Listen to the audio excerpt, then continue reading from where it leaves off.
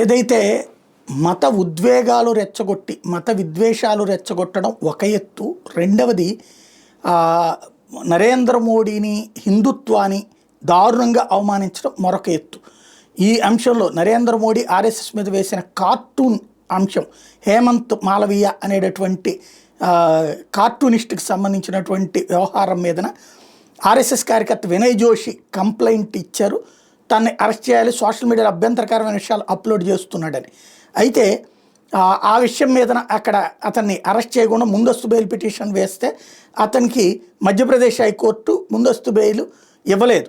దాంతో అతను సుప్రీంకోర్టును ఆశ్రయించాడు.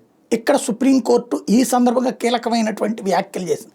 సోషల్ మీడియాలో కొందరు యూట్యూబర్లు, స్టాండప్ కమెడియన్లు, కళాకారులు ఇష్టానుసారం అభ్యంతర పోస్టులు చేస్తున్నారని సుప్రీంకోర్టు ఆగ్రహం వ్యక్తం చేసింది. అలాంటి పోస్టుల కట్టడికి తప్పనిసరిగా చర్యలు తీసుకోవాల్సిన అవసరం ఉందని పేర్కొంది.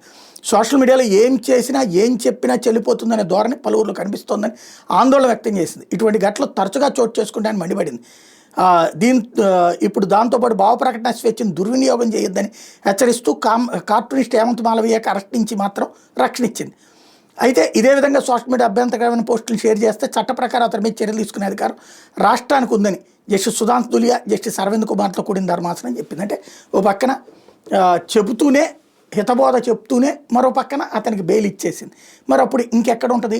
ఎస్పెషల్లీ హిందువులని దూషిస్తూ, హిందువులను ద్వేషిస్తూ, హిందువుల గురించి, హిందుత్వ గురించి నెగిటివ్గా ఎన్ని మాట్లాడినా, హిందుత్వాన్ని గురించి ఎంత తప్పుడుగా ప్రచారం చేసినా అనుమతిస్తున్నటువంటి సందర్భం ఉంది.